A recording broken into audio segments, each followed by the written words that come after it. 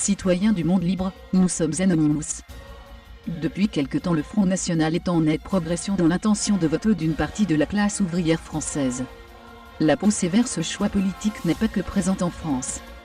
Dans plusieurs pays du monde, l'extrême droite s'étend à l'électorat populaire. Afin de comprendre réellement un parti comme le FN, il faut regarder certains faits, qui ont évidemment échappé aux nouveaux sympathisants de ce parti. Avant tout, le logo du Front National est une copie quasi identique du MACI, qui est un parti d'extrême droite, néo-fasciste italien.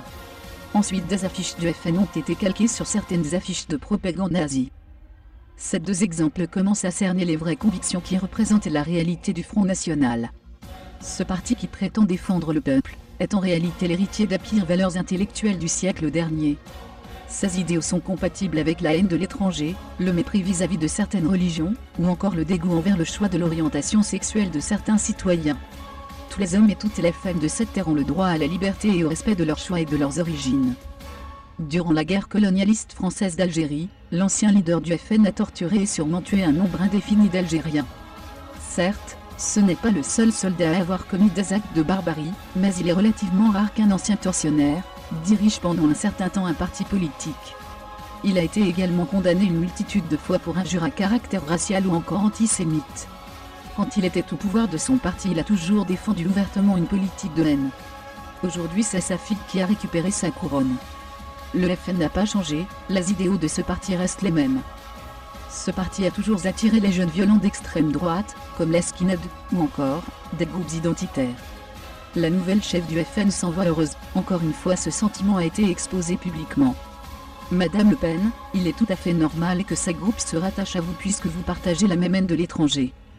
En ce moment critique de notre système, le FN tente une approche politique similaire à la situation du parti nazi.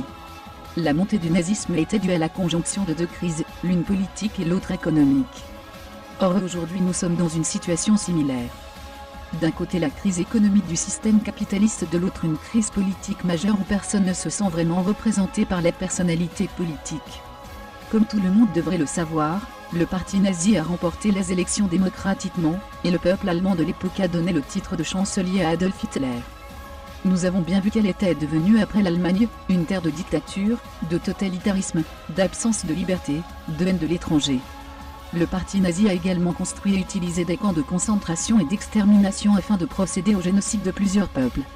Le Front National adopte une politique que l'on nomme national-socialisme, exactement la ligne politique du parti nazi.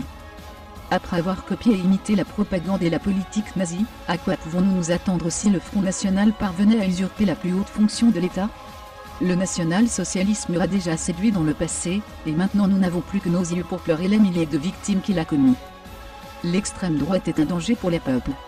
Il faut nous organiser pour lutter contre cette gangrène, qui croupit dans le cœur des hommes et qui fait choisir la facilité et non la réflexion. Il est toujours plus facile d'accuser son voisin plutôt que de réfléchir à la source des véritables problèmes. Le Front National n'est pas la solution. C'est lui le problème.